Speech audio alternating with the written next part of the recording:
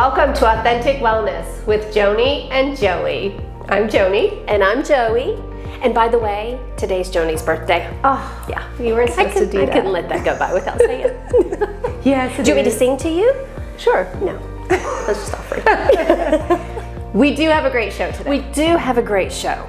Our guest today is Alexander Tuttle. Yes. Who you actually introduced me to for the first time. Yes, and I have racked my brain trying to figure out how I came to know Alexander Tuttle, and I have no idea. So it must have just been the universe saying, we need to come in contact. But he does these sound journeys, and I had seen them advertised and I could never get to them, and finally there was a night this summer that he was having one, and I called Joni and said, hey, want to go with me? And I said yes. And I didn't even think about it. I was more like you. I know, right? Yes. It was awesome. And it was so beautiful. We're out under the stars. It's like this meditation, and you walk in and there's, I don't know what, 100 different instruments. Yes. It was what a setup. unbelievable. And then the cool thing was, we didn't see any of it. Right. We were laying on our backs with our eyes closed. Yes. Going through this journey. Yes, and the different instruments had different, not only different sounds, but they really had a different feel. Like, Right, because of the frequencies, right? Right. Yes. And then afterwards, there was a big bonfire in the center, and everybody sat around and talked about their experiences. It was beautiful. It was. And I'm so glad we were there. Well, so then I didn't know that he did all of the other things too. Right. So That's just like the tip of the iceberg Right, with so him. he's like a philosopher. He does healing with sound. Right. He does counseling. Yes. He's a writer. Yes. He has a podcast. Yes. Like he was a big musician back in the day. Yes. And one of the things he talked about in one of his interviews was taking music from being entertaining to being helping and healing, which Yes. I just think is an amazing concept. So I'm really, really excited to talk with him today. Me too. It's gonna be really good. We are so excited to have our special guest today, Alexander Tuttle. Thank you so much for joining us. Thank you guys. We've already said I think we could do an entire season of just the things that you bring to the table. Well, I love sharing, so I'm excited about today and looking forward to sharing with all you people. Yeah, so you're a philosopher. You are an energy therapist. You're a sound therapist. You do counseling as well? I do, yes. And you're a writer. Yes. You have a podcast. So much information. Like you're the real deal. Well, it falls all under the same umbrella, and it comes to everything being about frequency and vibration.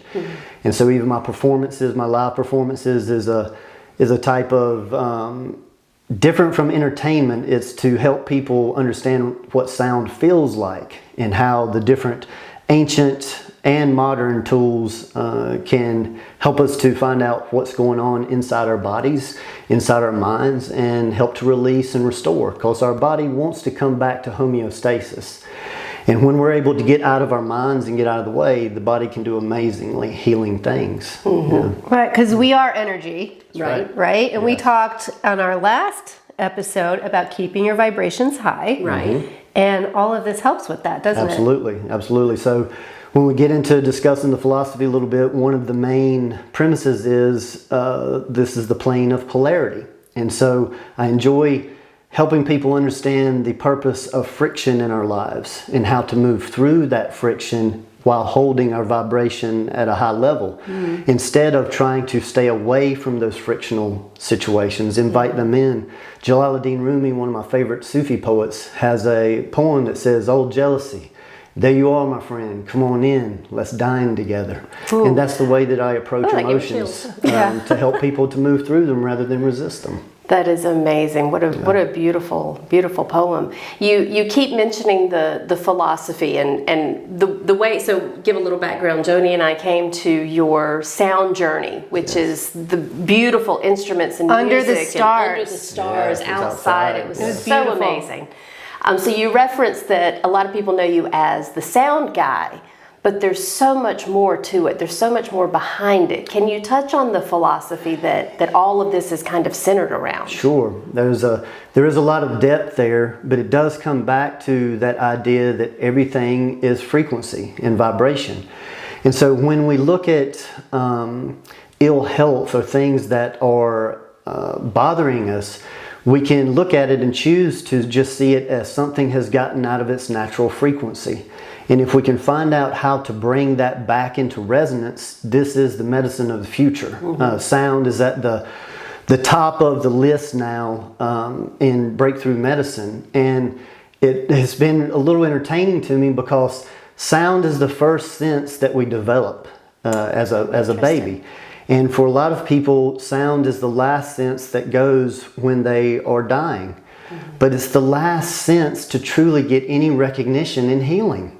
And now, I mean, we've gone through aromatherapy, we've gone through touch therapy, massage, we've gone through so many different senses and how it affects our health.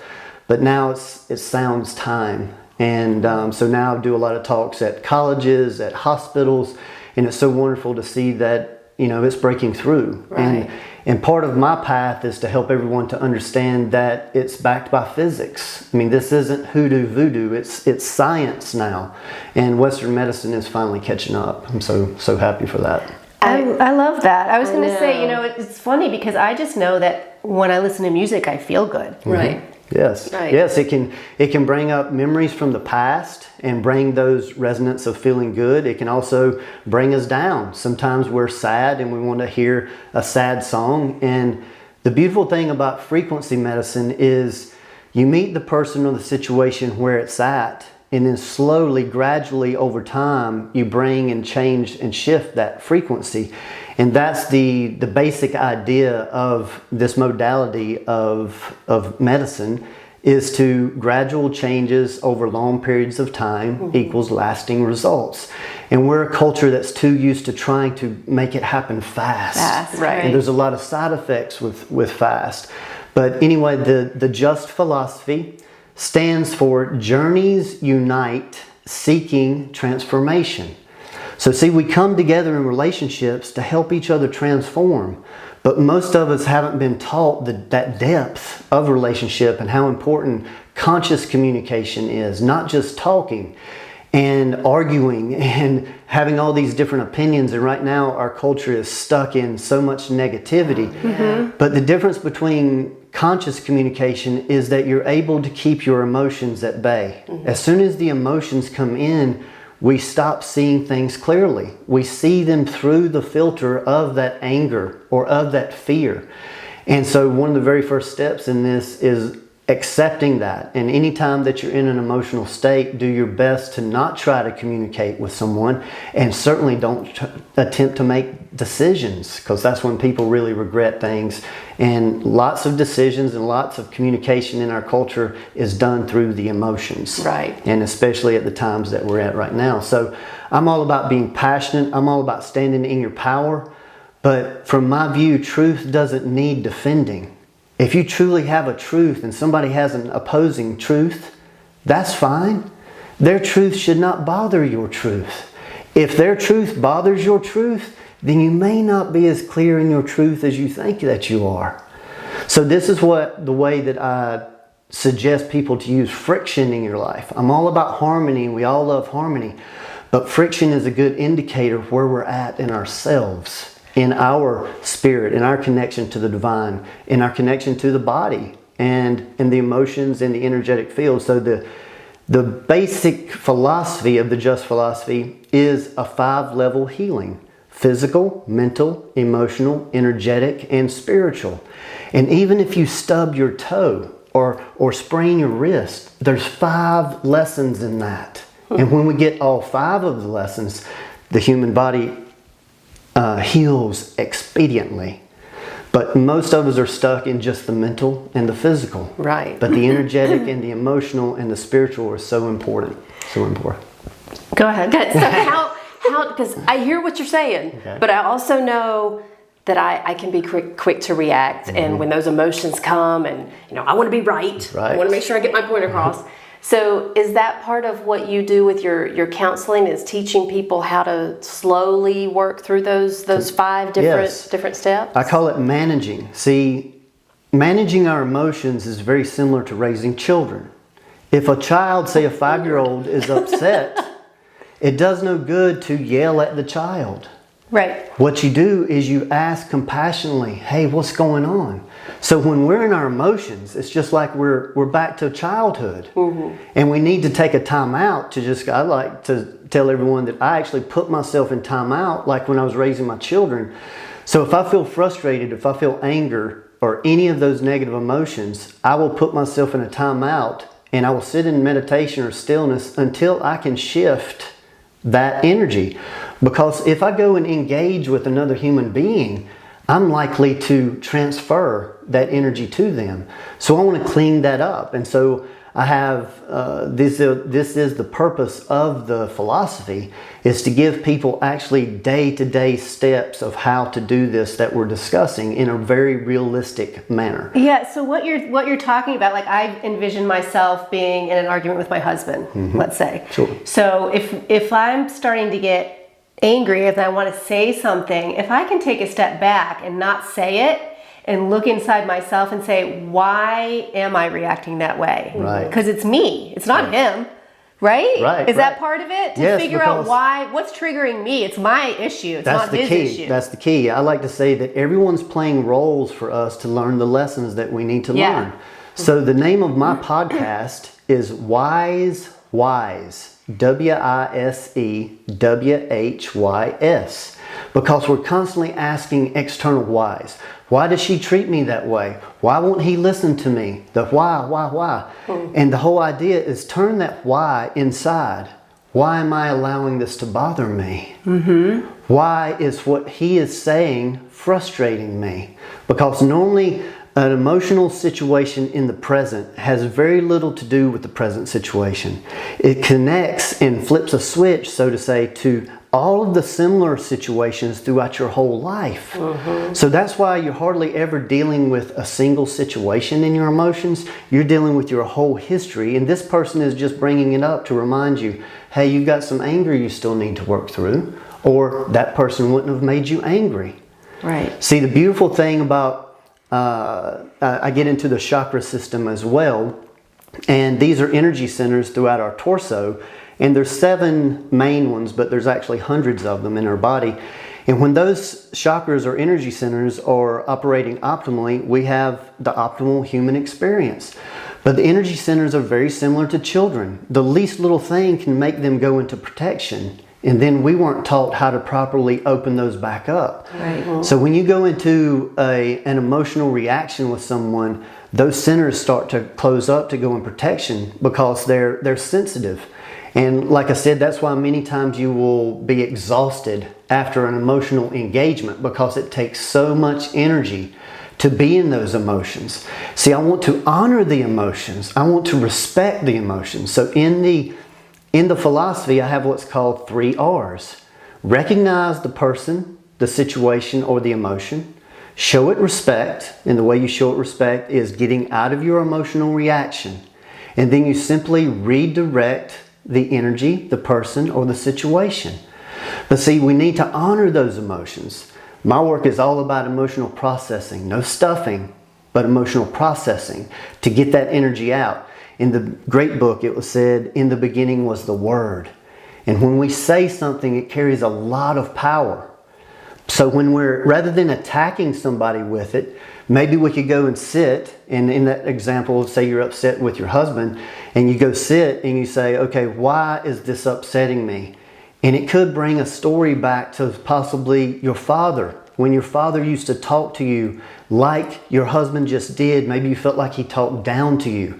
And see, this is still connected to father issues, and the husband is just playing the role. Many times they don't even realize they're playing that role. So this is why it's the most loving act from my perspective is to not take our emotional baggage out on another human being, but to sit and thank them for being our teacher and showing us what we need to release and work on.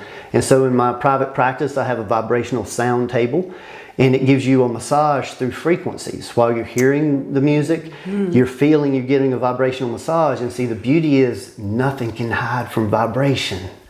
So many times people will spontaneously cry on my table, and they say, I don't even know why I'm crying. I say, perfect. The mind doesn't always need to be involved to release the emotions or release the energy of it. And so that happens quite often. And And relaxation is such a big part of emotional release. And our culture is so tense. We're very tense. Many times people will ride my sound table and they'll say, that's the most relaxed I've ever been. And their knuckles are still white. So that's true, but they still have quite a ways to go to truly get into that relaxed state. So when you start to feel this emotion and you know that it's tied to one of the chakras, is there a way, like, can you physically feel that it's where the tension is coming from, or where the emotion is coming from? Many times it's the area of the body that you carry it. Like worry is in the stomach. You know, a type of spontaneous anxiety is normally in the chest. You know, rejection is connected to headaches. Resentment is connected to sinus pressure. So see, anytime that I work with a new client, the very first thing I ask them most of the time is, what does your body have to tell me? Where are you holding tightness? Where are you holding discomfort? As soon as they tell me that area of the body, then boom, I know the chakra that it's connected to, and I know the emotions that's connected to those chakras. And so then I will suggest, hey, do you have an issue with this emotion? Does this emotion come up quite often?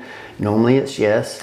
And then we work step by step on how to deal and process those emotions. So you can help them release that. So you can help them release it so their family and loved ones doesn't have to continue to play these roles for them.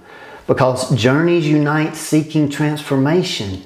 We come together to help each other grow. Yes. But most of our culture don't see it that way. Many relationships are in competition for attention from the kids, or some type of power play of who makes the most money, who does this, who does that. And that's what I'm looking to help people to get away from and see each other as teammates more than any type of competition that there is. And many families have competition. Right. Yeah. Do you see people together sometimes? I do. You do relationship. I do relationship consultations. Yeah, and that's kind of cool. when I can work with both, that's the bonus, because what we're doing is we're developing a language. And like you take a word like love. Love has 100 different meanings. And so when someone says, I love you, and the other person says it back, many times they truly don't know what that means, because they only have the definition of what they mean about love.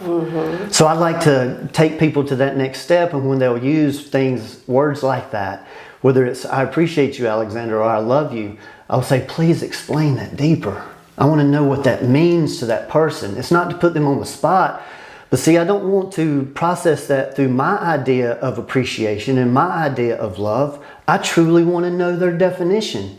I'm not going to try to change their definition, and I'm not necessarily going to change my definition. This is what I call conscious communication. Be able to explain the words that you're using at a deeper level. And that's what makes us come together tighter as a unit. Wow. So you're really talking a complete paradigm shift from what society is used to doing versus what would be this beautiful setting.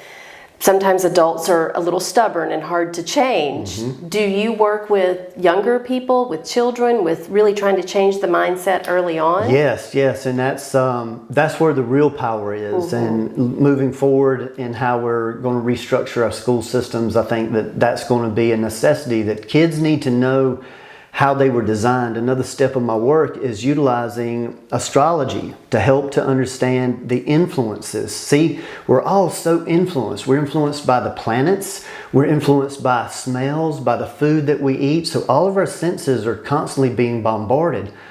So I use a term, seek your authentic self. Who are you when you are not being influenced by anything? And those are the people that I say truly have choice or free will.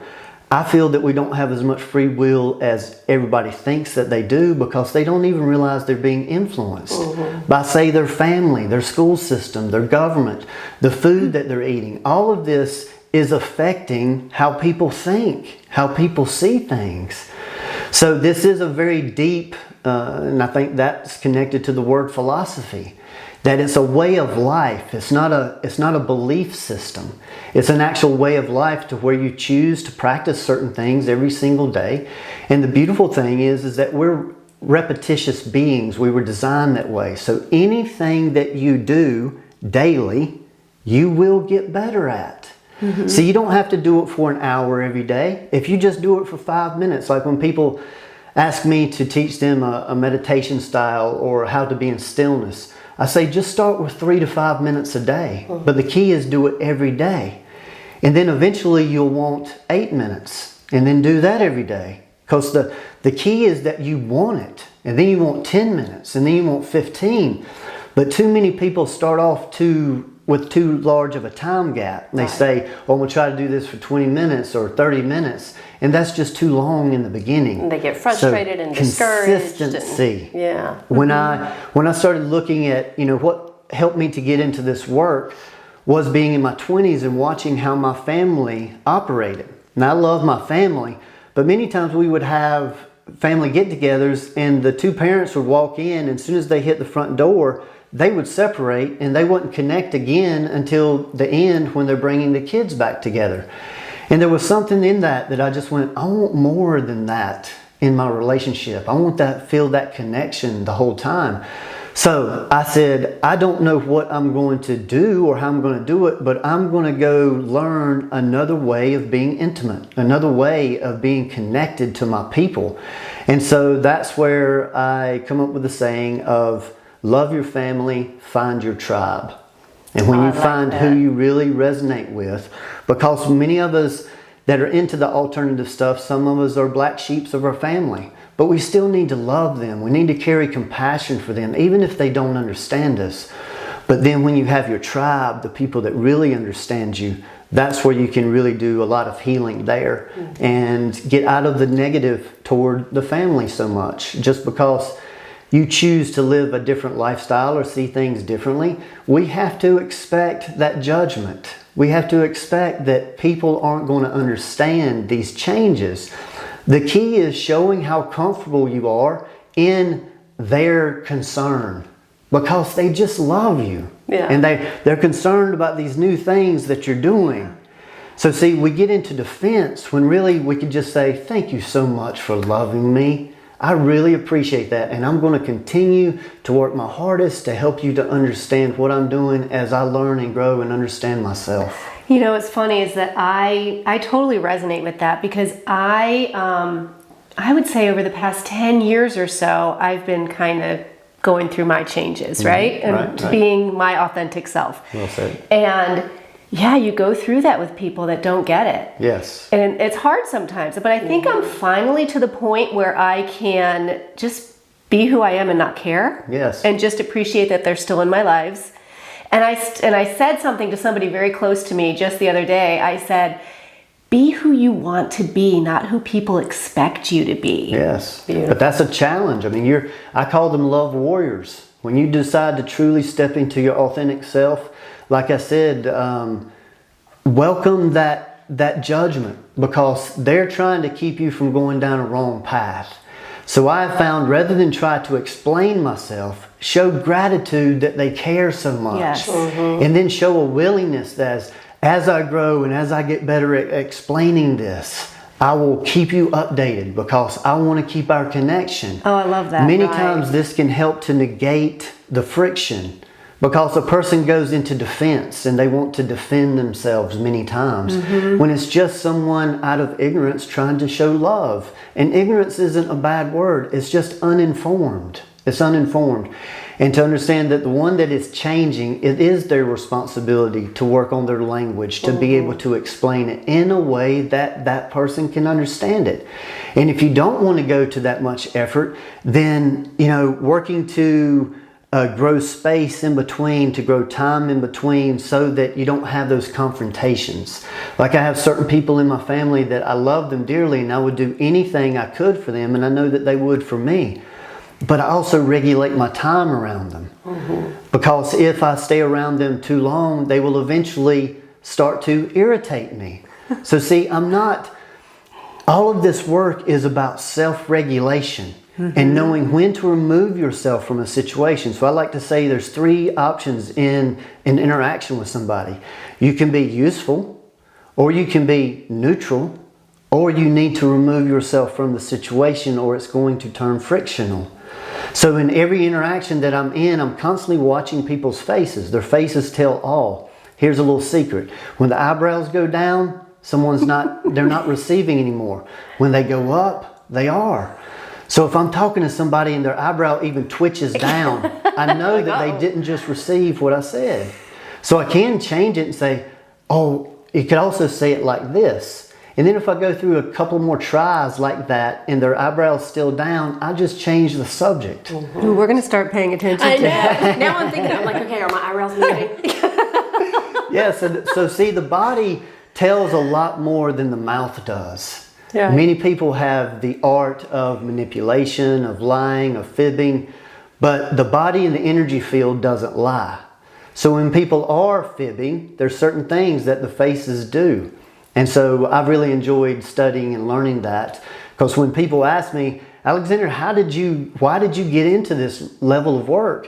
I tell them, to be honest, I've always worn my heart on my sleeve, and I got tired of being hurt by friends, by partners, by people just saying what they thought I wanted to hear, or whatever the reason was. And I said I wanted to learn subtle energy so that I can know the truth no matter what someone is saying. And so that's where I reside, is just in the energetic field more. And the other key here is that when we do wellness practices in the emotional and energetic field, it helps it before it gets to the physical body. See, the physical body is the most dense of these 5 levels. So it's the last part to actually show that there's a problem. But if right away, while you're working on the physical issue, whatever it is, you start working on the emotional release and the energetic side and the spiritual, that helps to expedite. And the mental's connected there too. So this is the importance of those 5 levels of the physical, the mental, the emotional, the energetic, and the spiritual or religious.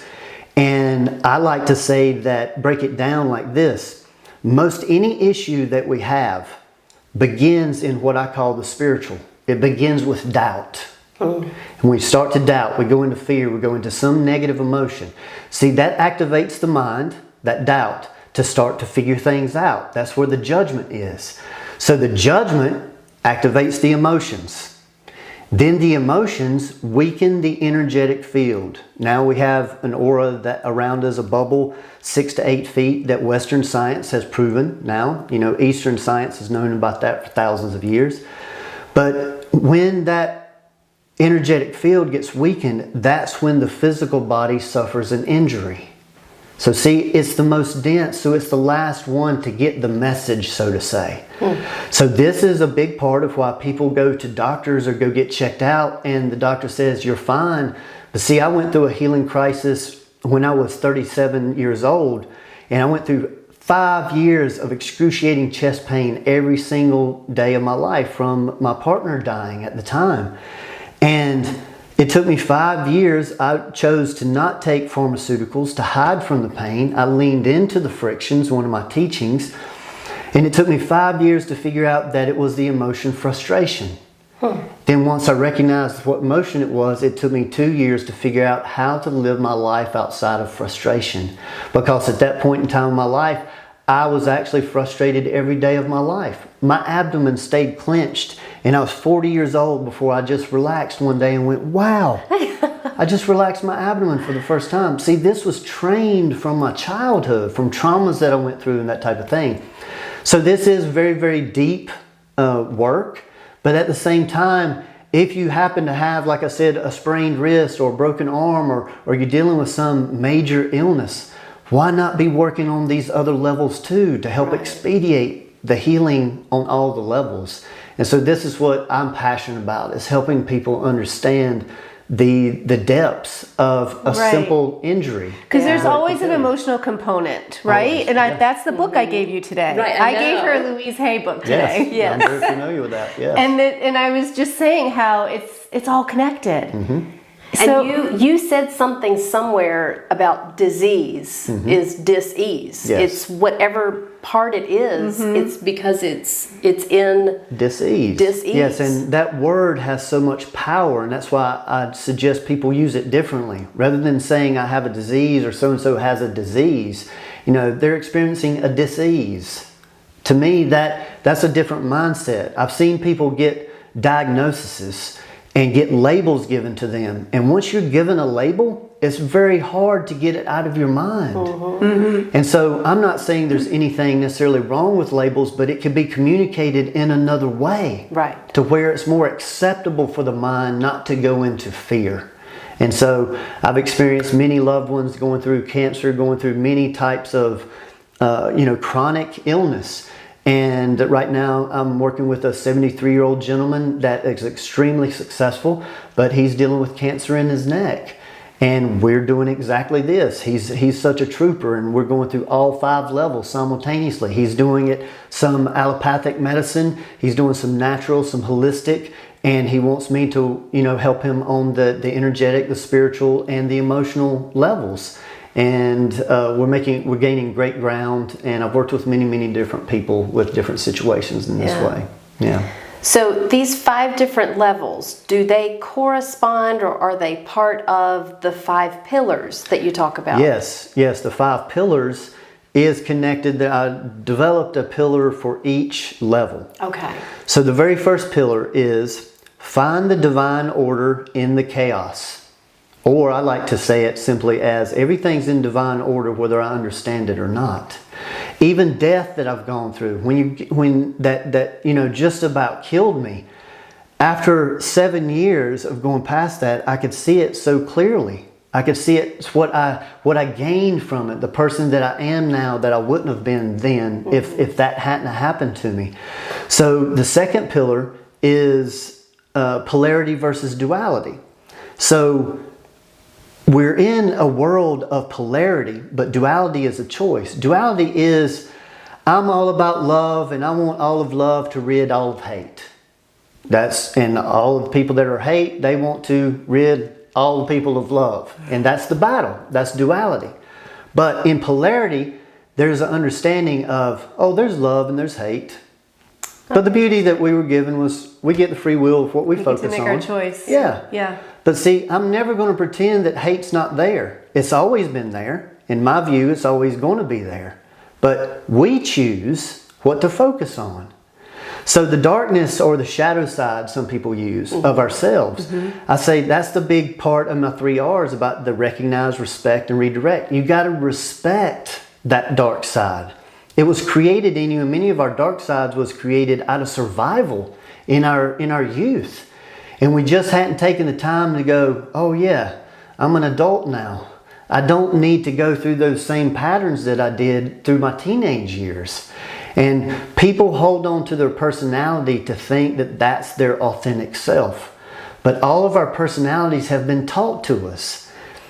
Through a resistance, things we resist and things that we resonate with. So this is the importance of the astrological component and I use a specific system called the Human Design System and an Egyptian numerology system that helps show, the Human Design System shows your energetic makeup, shows your chakras, shows where you're empathic, where you're taking on other people's energies, shows you where you're powerful to put energy out. And then the numerology part helps you to understand your personality a little bit better, and then your so-called higher self of where your authentic self wants to go. And many times we need to leave part of our personality behind to become that authentic self. So breaking this down, that if I have the cosmic makeup of someone using their birth information, to me that was how they were divinely designed to operate optimally. And then I get a little bit of information about the environment that a person was raised in. See, when I'm looking at that energetic makeup and they're telling me about the environment, whether it was their mother or father or grandparents, wherever they spent the majority of the time, I can see how that situation affected them specifically. I've talked to many siblings when they describe their parents.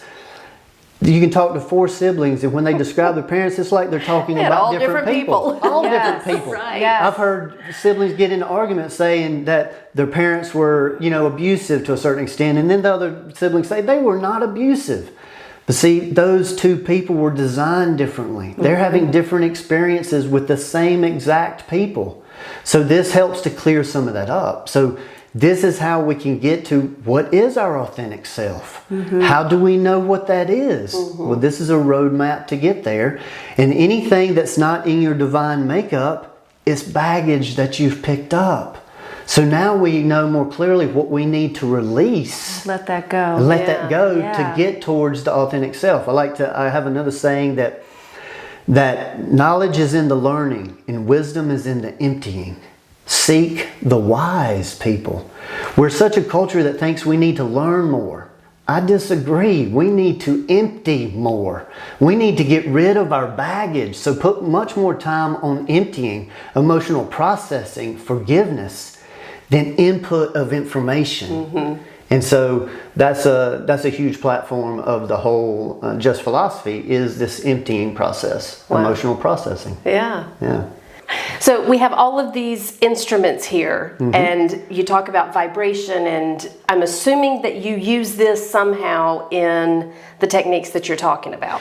Yes, one of the ways in the way that sound works is when I find a sound that someone doesn't like, I go bingo. It tells you. That's what shows you where the energy is stuck. So at my sound journeys that you guys came to, you know, I play approximately 20 to 30 different instruments from all over the world.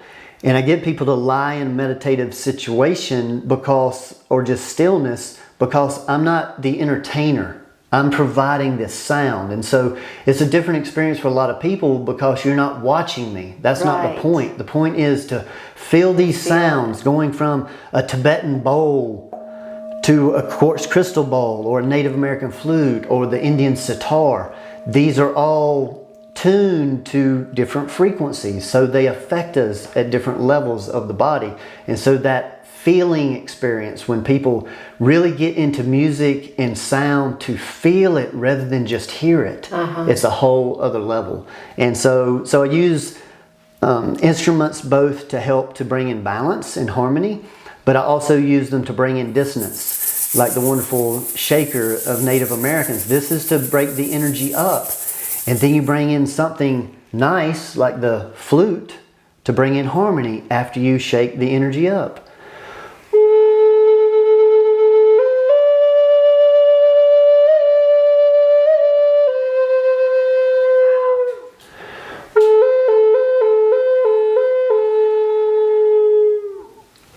See, I could have just went out right there. Oh my goodness, beautiful. Will you play this one because it makes Yes. such a cool sound?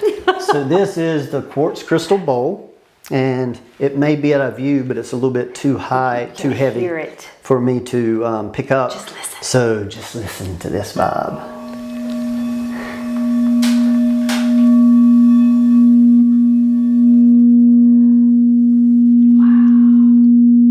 So this happens to be a bowl tuned to the third eye, between the third eye and the crown. So many times when I play this, people will sometimes say, well, I hear it in my left ear, but I don't hear it in my right ear. And see, that shows right away that there's a blockage in the third eye. The mind Oh my is gosh, too I was busy. going to tell you that I heard it in my right ear, but I don't hear it in my left. Yes. Oh, how So funny. this is the way that, you know, these instruments are so useful. And these are Tibetan bowls that are hundreds and hundreds of years old. And I just love the resonance of these.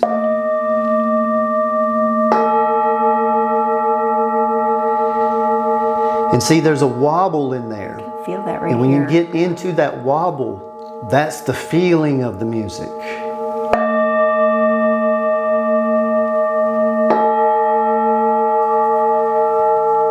I feel like I'm Amazing. pulsating right here. I know. Oh my gosh, it's so amazing.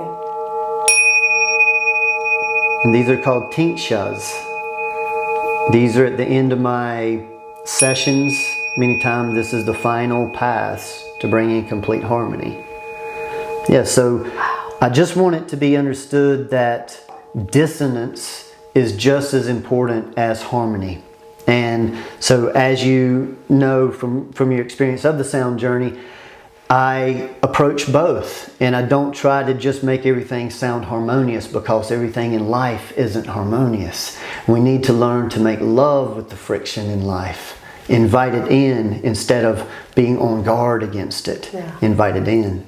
Yes. Oh my gosh. We could talk to you all day long. Yes. How can people that are watching find your podcast, find how to get counseling with you, find your sound journeys, how can people find you? Beautiful. Well, first place is my website, which is thejustphilosophy.com. You can find all of my offerings on there.